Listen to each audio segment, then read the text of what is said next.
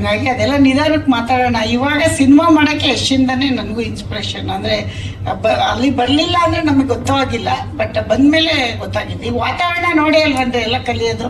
ಗಾದೆ ಹೇಳ್ತಾರೆ ಗೊತ್ತಾ, ಸಾವಸ್ತಿಂದ ಏನೋ ಕೆಟ್ಟ ಅಂತ. ಹಂಗೆ ನಾವು ಅಲ್ಲಿಂದನೇ ಬಂದು ಅಲ್ಲೇ ವಾತಾವರಣ ಎಲ್ಲ ಕಲ್ತಿರೋದು. ಬಟ್ ಅವನಿಂದ ತುಂಬ ಕಲ್ತಿದ್ದೀವಿ ನಾವು. ಅವನ ಮನೇಲಿ ಯಾವ ರೀತಿ ನಮಗೆಲ್ಲ ಗೈಡ್ ಮಾಡ್ತಿದ್ದ, ಅಂದರೆ ಯಾವಾಗಲೂ ಸಿನಿಮಾ ಬಗ್ಗೆ ಅವನಿಗಿರೋ ಫ್ಯಾಷನ್ ಎಲ್ಲ ನೋಡಿ ಕಲ್ತಿದ್ದೀವಿ.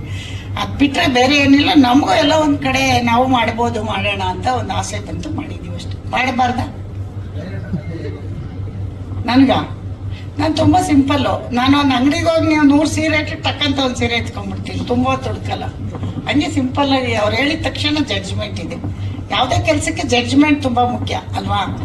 ಆ ರೀತಿಲಿ ಇದೊಂದು ಚಿಕ್ಕದಾಗಿ ಒಂದು ಹಳ್ಳಿ ಪ್ರಾಜೆಕ್ಟ್ ಕತೆ ನನಗೆ ಜನಕ್ಕೆ ಇಷ್ಟ ಆಗ್ಬೋದು ಅಂತ ಕತೆ ತುಂಬ ತಗೊಂಡು ಬಂದರು. ಬಟ್ ಅದಕ್ಕೆಲ್ಲ ಸರಿಯಾದ ಬಜೆಟ್ಗಳು ಬೇಕು. ಇದು ಒಂದು ಚಿಕ್ಕ ಬಜೆಟಲ್ಲಿ, ಚಿಕ್ಕದು ಅಂದರೆ ನಮ್ಮ ಶಕ್ತಿಗೆ ಅನುಸಾರವಾಗಿ ಮಾಡ್ಬೋದು ಅಂತ ಅನಿಸಿದ್ದು.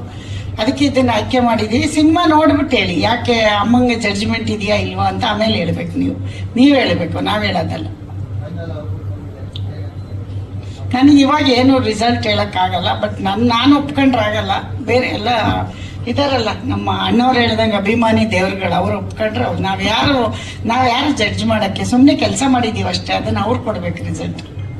ಏನಂತೀರ? ಹಾಂ ಹೇಳಿ, ಮತ್ತೆ ನೀವು ಆನ್ಸರ್ ಹೇಳ್ಬೇಕು. ನಮಗೆ ಕೇಳ್ಬಿಟ್ಟು ಸುಮ್ಮನೆ ಕುತ್ಕೊಬಿಟ್ರೆ ಎಸ್ ಆರ್ ನೋ ನೀವು ಹೇಳಬೇಕು ಅಲ್ಲ, ಅವ್ರು ಒಪ್ಕೋಬೇಕು. ಈಗ ನಾವು ಮಾಡಿದ್ದೀವಿ ಅಷ್ಟೇ. ಈಗ ಸೂಪರಾಗಿ ಅಡುಗೆ ಮಾಡಿದ್ದೀವಿ ಅನ್ಕೋತೀವಿ, ತಿನ್ ಟೇಸ್ಟ್ ನೋಡೋರು ಅವರು ಅಲ್ವಾ? ಹಂಗೆ ಜನ ಹೇಳ್ತಾರೆ ಅಂತ ನಂಬಿಕೆ ಇದೆ. ನೋಡೋಣ.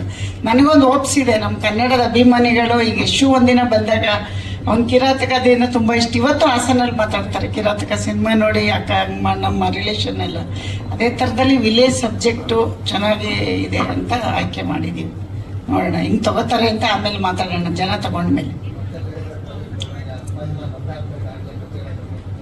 ಬರ್ತಾರೆ, ನಾವು ಒಂದಿನ ಹೋಗಿದ್ದೀವಿ, ಹಂಗೆ ಬರ್ತಾರೆ, ಅದ್ರೇನು ಬೇಜಾರಿಲ್ಲ.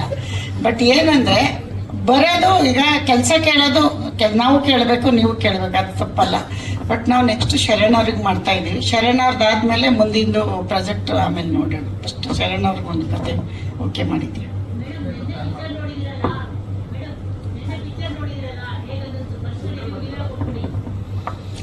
ನಾನು ಅಷ್ಟೊಂದು ಜಡ್ಜ್ಮೆಂಟ್ ಕೊಡೋ ಅಷ್ಟು ದೊಡ್ಡವಳಿಲ್ಲ. ಬಟ್ ನಮ್ಮ ಕೂಸು ನಮಗೆ ಚೆನ್ನಾಗಿರುತ್ತೆ, ಅದು ನಾನು ಹೇಳ್ಬಾರ್ದು, ನೀವೆಲ್ಲ ಹೇಳಬೇಕು ಅಂತಲೇ ನಾನು ಇವತ್ತವರೆಗೂ ನನಗೆ ಒಂದು ಏನೋ ಒಂದು ತಕ್ಕಮಟ್ಟಿಗೆ ಒಂದು ಆಯ್ಕೆ ಮಾಡಿದ್ದೀವಿ ಅಂತ ಒಂದು ಇದೆ. ಜನ ಹೇಳಿ 1ನೇ ತಾರೀಕು ಮೇಲೆ ಜನಕ್ಕೆ ತುಂಬ ಆಮೇಲೆ ಏನೋ ತುಂಬ ಹೇಳ್ಕತ್ತಿದ್ರು ಅಂದ್ಬಿಡ್ತಾರೆ. ಒಂದು ಪ್ರಯತ್ನ ಪಟ್ಟಿದ್ದೀವಿ, ಅದನ್ನು ಜನ ಕೊಡಲಿ, ಆಡಿಯನ್ಸ್ ಕೊಡಲಿ ಅಂತ.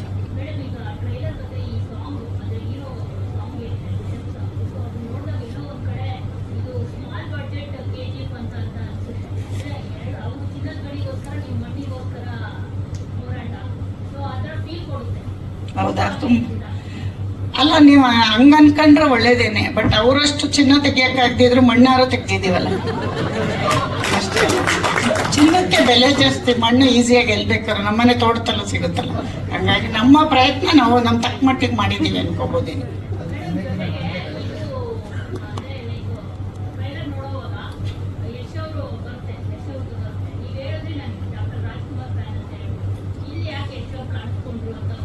ಯಶ್ ಅವ್ರದ್ದು ನಾನೆಲ್ಲ ಹುಡುಗಿ ಅಭಿಮಾನಿ ಅಂತೆ ಇವರು ಮೇಡಮು. ಸಿನಿಮಾದಲ್ಲಿ ಮಾತುಕತೆ ಆಗ್ಬೇಕಾದ್ರೆ ಡೈರೆಕ್ಟರ್ ಹತ್ರ ಡಿಸ್ಕಷನ್ ಮಾಡಿದ್ರಂತೆ ಯಾರನ್ನ ಹಾಕೋದು ಅಂತ. ಅವಾಗಿನೂ ಗೊತ್ತೇ ಇಲ್ಲ ಅವ್ರಿಗೆ ನಮ್ಮ ಪ್ರಾಜೆಕ್ಟ್ ಅಂತ. ಇವರೆಲ್ಲ ಸೇರಿ ಇಲ್ಲ ಯಶ್ ಅವ್ರದ್ದು ಹಾಕೋಣ ಅಂದ್ಬಿಟ್ಟು ಹಾಕಿರೋದು. ಬಟ್ ಹಾಕುವಾಗ ನಾನು ಬೇಡ ಅನ್ನೋಕ್ಕಾಗಲ್ವಲ್ಲ, ಹಾಕ್ಲಿ ಬಿಡಿ ಅಂತ ಹೇಳಿ ಹಾಕ್ಸಿದ್ದೀವಿ ಅಷ್ಟೆ. ಇವಾಗಿನ ಟ್ರೆಂಡಲ್ಲಿ ಹೀರೋ ಇದ್ದಾರೆ ಅಂತ ಅಂದ್ಕೊಂಡಿದ್ದೀವಿ ಅಷ್ಟೇ. ಏನು ಹೇಳಿ? ಅದನ್ನ ನಾನು ಹೇಳ್ತೀನಿ, ಇದೆಲ್ಲ ಮುಗಿಲಿ ಆಮೇಲೆ ಹೇಳ್ತೀನಿ. ಬಜೆಟ್ ಮಾತಾಡೋ ಜಾಗ ಅಲ್ವೇ ಅಲ್ಲ ಇದು. ಏನಂತೀರ? ನಮ್ಮ ಡೈಲಾಗ್ ಅದು. ಬಜೆಟ್ ಮಾತಾಡೋದು ಜಾಗ ಅಲ್ವೇ ಅಲ್ವಲ್ಲ, ಅದೆಲ್ಲ ಹೇಳೋದು. ಕೂತ್ಕೊಂಡು ಒಂದ್ಸರಿ ಲೆಕ್ಕ ನೋಡ್ತೀನಿ, ಆಮೇಲೆ ಹೇಳ್ತೀನಿ.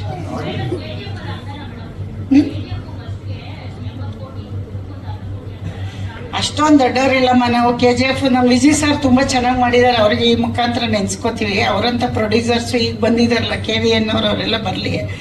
ನಾವು ಅದನ್ನು ನೀವು ಸಿನಿಮಾ ನೋಡಿ ಅಷ್ಟು ಅಂದ್ಕೊಂಡಿದ್ದೀರಾ ಅಂದರೆ ಅದು ನಿಮ್ಮ ದೊಡ್ಡತನ. ಅಮ್ಮವ್ರು ಇಷ್ಟು ಹಾಕಿದ್ದಾರೆ ಅಂತ. ಬಟ್ ಅಷ್ಟೊಂದೆಲ್ಲ ಇಲ್ಲ. ನಾವೇನಂದರೆ ಕಾಟನ್ ಸೀರೆ ಉಟ್ಕೊಂಡ್ರೆ ನಿಮಗೆ ರೇಷ್ಮೆ ಸೀರೆ ಥರ ಕಾಣಿಸ್ತಾ ಇರ್ಬೋದು. ನಾವು ಕಾಟನ್ ಸೀರೆ ರೇಷ್ಮೆ ಸೀರೆ ಎಲ್ಲ ಉಡೋಷ್ಟು ದೊಡ್ಡವ್ರಿಲ್ಲ. ಆಮೇಲೆ ನೋಡೋಣ ಮುಂದಕ್ಕೆ. 150, 150.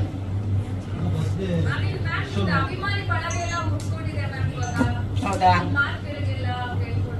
ಒಳ್ಳೇದಲ್ವಮ್ಮ.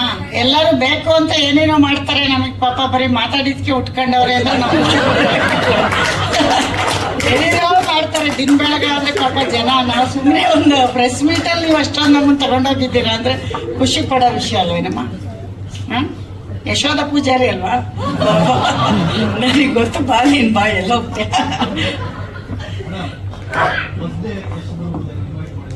ಬರ್ತಾರೆ, ಕಾಯ್ತಾರಿ ಥಿಯೇಟ್ರ್ ಹತ್ರ. ಯಾವ ಥಿಯೇಟ್ರ್ ಹತ್ರ ಅಂತ ಗೊತ್ತಿಲ್ಲ, ಗೌಪ್ಯವಾಗಿ ಬರ್ತಾರೆ. ಯಾವ ಥಿಯೇಟ್ರ್ ಅಂತ ಹೇಳಲ್ಲ, ಅನೌನ್ಸ್ ಮಾಡಲ್ಲ. ಬರ್ತಾರೆ, ಖಂಡಿತ ಬರ್ತಾರೆ.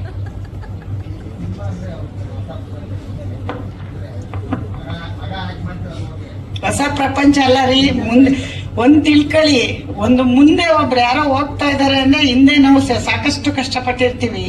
ಸ್ಕ್ರೀನ್ ಮುಂದೆ ಬಂದ್ರೆ ಮಾತ್ರ ಅಲ್ಲ, ಇದ್ರ ಹಿಂದೆ ಎಷ್ಟು ಟೆಕ್ನಿಷಿಯನ್ ಕೆಲಸ ಮಾಡಿದ್ದಾರೆ ಕಾಣೋದು ನಮ್ಗೆ ಯಾರು ಹೇಳಿ ಆಕ್ಟರ್ ಮಾತ್ರ. ಅದ್ರ ಹಿಂದೆ ಟೀ ಕೊಡೋ ಹುಡುಗನಿಂದ ಕಷ್ಟಪಟ್ಟಿರ್ತಾನೆ. ಹಂಗೆ ಮನೇಲಿ ನಾವು ತುಂಬಾ ಕಷ್ಟಪಟ್ಟಿದ್ದೀವಿ. ಆ ಕಷ್ಟ ಇಲ್ಲಿ ಹೇಳಕ್ಕಾಗಲ್ಲ. ಅದನ್ನ ಒಂದ್ಸರಿ ಹಿಸ್ಟ್ರಿ ಮಾಡೋಣ. ನಾವೇನ್ ಕಷ್ಟಪಟ್ವಿ, ನಾವ್ ಹೆಂಗ್ ಬಂದ್ವಿ, ನಾವ್ ಯಾವ ತರ ಈ ಸಿನಿಮಾ ರಂಗಕ್ಕೆ ಕಷ್ಟಪಟ್ಟು ಯಶಾಗಿದ್ದಾನೆ ಅಂತ ಅದು ಆಮೇಲೆ ಹೇಳೋಣ. ಬಟ್ ಹೊಸ್ತಂತೂ ಅಲ್ಲ, ನಮಗ್ ಬಂದು 25 ವರ್ಷ ಆಯ್ತು. ಎಷ್ಟು ಬಂದಾಗ್ಲೇ ಹಿಂದೆನೆ ಬಂದ್ಬಿಟ್ವಿ. ನಾವು 2,000 ರೂಪಾಯಿ ಮನೆ ಬಾಡಿಗೆ ಮಾಡ್ಕೊಂಡು ಅವ್ನ ಹಿಂದೆನೆ ಇದ್ವಿ. ಮೈಸೂರಲ್ಲಿ ದೊಡ್ಡ ಮನೇಲಿ ಇದ್ವಿ, ಅನ್ನ ಚಿಕ್ಕದು ಒಂದು ಸಿಂಗಲ್ ರೂಮಲ್ಲಿ ಇದ್ವಿ. ಯಾಕೆ ಹೇಳಿ, ಈ ಮಟ್ಟಕ್ಕೆ ಬರಕ್ಕೆ ಎಷ್ಟು ಅದರಿಂದ ನಮ್ ಶ್ರಮ ಇದೆ. ನಮ್ ಸ್ಟೋರಿ ಕೇಳಿದ್ರೆ ನೀವು ಹಿಸ್ಟ್ರಿ ಬುಕ್ ಮಾಡ್ಬೋದು, ಆಮೇಲೆ ಹೇಳೋಣ ಅಂತ. ಈಗ ಬೇಡ, ಆಯ್ತಾ? ಅದೇ ಮಾಡೋಣ, ಇವತ್ತೇ ಮಾಡ್ಬಿಟ್ರೆ ದುಡ್ಡು ಬೇಡ ಕೊಡ್ತೀರಾ ನಾಳೆನೆ? ಇವತ್ತು ಎಲ್ಲಿಂದ ತರೋಣ? ಫಸ್ಟ್ ಈ ಸಿನಿಮಾ ಮಾಡೋಣ ಇರಿ, ಆಮೇಲೆ ಮಾಡೋಣ. ಇಲ್ಲ 150. ಅದೆಲ್ಲ ಈ ಬಿಸ್ನೆಸ್ ಎಲ್ಲ ಇನ್ನೂ ನಾನು ಯೋಚಿಸಿಲ್ಲಮ್ಮ. ಅಷ್ಟೊಂದು ಆತ್ರ ಬೀಳ್ತಾ ಇಲ್ಲ. ಫಸ್ಟ್ ಜನ ಆಡಿಯನ್ಸ್ ತಗೊಳ್ಳಿ ಅಂತೀನಿ. ಬಿಸ್ನೆಸ್ ಬಗ್ಗೆ ತಲೆ ಕೆಡಿಸ್ಕೊಂಡಿಲ್ಲ ಇನ್ನ. ಅಲ್ಲ, ಅಪ್ರೋಚ್ ಮಾಡ್ತಿದ್ದಾರೆ, ನಾವಿನ್ನೂ ರೆಸ್ಪಾನ್ಸ್ ಮಾಡಿಲ್ಲ.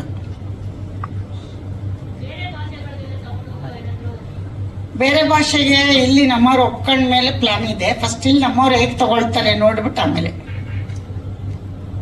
ಎಲ್ಲದಕ್ಕೂ ಆಗಸ್ಟ್ 1 ವಾರ ಆಗ್ಲಿ, ಆಮೇಲೆ ನಾನು ಇನ್ನೊಂದು ಪ್ರೆಸ್ ಮೀಟಲ್ಲಿ ಹೇಳ್ತೀನಿ.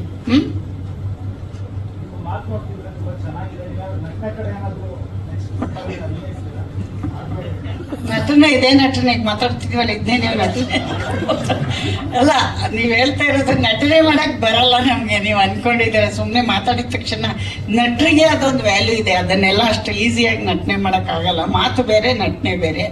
ನನಗೂ ಎಷ್ಟು ಬಂದ್ಮೇಲೆ ಗೊತ್ತಾಗಿದೆ ಇಷ್ಟೊಂದು ಕಷ್ಟನ ನಟನೆ ಮಾಡೋದು ಅಂತ. ಅದಕ್ಕೆ ಆದ ಪ್ರಿಪ್ರೇಷನ್ ಎಲ್ಲ ಅವ್ರು ಎಷ್ಟು ಕಷ್ಟಪಡ್ತಾರೆ. ಅಷ್ಟು ಈಸಿ ಇಲ್ಲ ನಟನೆ ಮಾಡೋದು. ನಾವೇನೋ ಒಂದು ಸಣ್ಣ ಪ್ರಯತ್ನ ಮಾಡಿ ಪ್ರೊಡ್ಯೂಸರ್ ಆಗಿದ್ದೀವಿ, ಅದಕ್ಕೆ ಆಶೀರ್ವಾದ ಮಾಡಿ ಸಾಕು.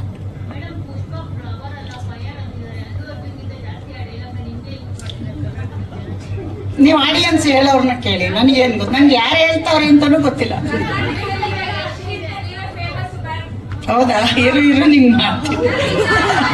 ಅವಳಲ್ಲ ಯಶೋಧ ಪೂಜಾರಿ ಅಲ್ಲಮ್ಮ. ಅವನೆಲ್ಲಿ ನಾನೆಲ್ಲಿ? ಅವನು ಎಷ್ಟು ಹೆಸರು ಮಾಡಿದ್ದಾನೆ.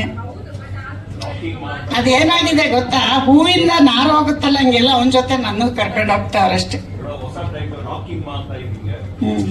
ಅದ್ ಮೊದ್ಲಿಂದ ಕರೀತಾರೆ ಬಿಡಿ. ಮನೇಲೆಲ್ಲ ಮಕ್ಕಳೆಲ್ಲ ಕರೀತಾರೆ. ನನ್ನ ಮನೆ ಕೆಲ್ಸದ ಹುಡುಗರೆಲ್ಲ ಬಾಸ್ ಅಂತಿದ್ರು ನಂಗೆ. ಈಗ ಯಶಿಗ್ ಬಾಸ್ ಅಂತಾರೆ. ಅದ್ ಮಾಮೂಲಿ ಇರುತ್ತೆ. ಈಗ ಗೊತ್ತಾಗಿದೆ ನಿಮ್ಗಷ್ಟೇ. ಅಷ್ಟೇ, ಏನಿಲ್ಲ. ಟ್ಯಾಲೆಂಟ್ ಅಲ್ಲ ಅದು, ಸುಮ್ನೆ ಈ ತರ ಮಾತಾಡಿದ್ದನ್ನೇ ಅನ್ಕೊಂಡು. ಟ್ಯಾಲೆಂಟ್ ಅಂದ್ರೆ ಬೇರೆ ಇರುತ್ತೆ ಬಿಡಿ. ಹಾರ್ಡ್ ಆಮೇಲೆ ಆರ್ಟಿಸ್ಟ್ ಎಲ್ಲ ಬೈಕತ್ತಾರೆ ನನಗೆ. ಇಲ್ಲ, ಬರೋದೇ ಹೆಂಗೆ ಸರ್, ಮಾತಾಡಕ್ ಬರಲ್ಲ. ನಾವು ಹಾಸನ್ ಕಡೆಯವರಲ್ವಾ, ನಮ್ಗೆ ತುಂಬಾ ನಯವಾಗಿ ಮಾತಾಡಕ್ ಬರಲ್ಲ. ಅಂದ್ರೆ ಸ್ಮೂತ್ ಆಗಿ ಬರಲ್ಲ. ನಾವು ಹಳ್ಳಿ ಭಾಷೆ ಇರೋದೇ ಹಿಂಗೆ ನಮ್ದು. ಈಗ ಮಂಗಳೂರು ಭಾಷೆನ ನಮ್ಮ ಭಾಷೆ ತರ ಮಾತಾಡಿ ಅಂದ್ರೆ ಅವ್ರಿಗೆ ಬರಲ್ಲ. ಹಾಸನ್ ಅವ್ರದ್ದು ನಮ್ದು ಈ ತರ ಭಾಷೆ. ಅಷ್ಟು ಬಿಟ್ರೆ ಬೇರೆ ಏನೂ ಇಲ್ಲ. ಅಷ್ಟೇನಾ? ರಘು ನಿಡೋಳಿ ಅವರೇ, ನಿಮ್ಗೊಬ್ರು ಒಳ್ಳೆ ಕಾಂಪಿಟೇಟರ್ ಸಿಕ್ಕಿದ್ದಾರೆ. ಕಂಗ್ರ್ಯಾಚುಲೇಷನ್ಸ್ ಅಮ್ಮ. First of all thank you so much. ಪ್ರತಿಯೊಬ್ರು ಹೇಳೋದು ನಿಮ್ ಜೊತೆ 10 ನಿಮಿಷ ನನಗೂ ಅನುಭವ ಆಗಿದೆ. 10 ನಿಮಿಷ ಸಮಯ ಕಳೆದ್ರೆ ಸಾಕು. ಖಂಡಿತವಾಗಿಯೂ ಒಂದು ಮನೆ ಮಕ್ಕಳ ರೀತಿಯಲ್ಲಿ ನಮ್ಮೆಲ್ರಿಗೂ ನೀವು ಪ್ರೀತಿ ತೋರಿಸ್ತಾ ಇದ್ದೀರಾ. ನಿಮ್ಮ PA ಪ್ರೊಡಕ್ಷನ್ಸ್ ಮೂಲಕ ನೂರಾರು ಸಾವಿರಾರು ಸಿನಿಮಾಗಳು ಬರಲಿ, ನಮ್ಮ ಕನ್ನಡ ಚಿತ್ರರಂಗಕ್ಕೆ ಒಳ್ಳೆ ದಾರಿದೀಪ ಆಗ್ಲಿ. ಥ್ಯಾಂಕ್ ಯು ಸೋ ಮಚ್ ಅಮ್ಮ. ಇದೀಗ ನಮ್ಮ ಇಡೀ ಚಿತ್ರತಂಡ ದಯವಿಟ್ಟು ವೇದಿಕೆಗೆ ಬರಬೇಕು ಅಂತ ವಿನಂತಿಸ್ತಾ ಇದ್ದೀನಿ. ಓಕೆ, ಆರ್ತಿ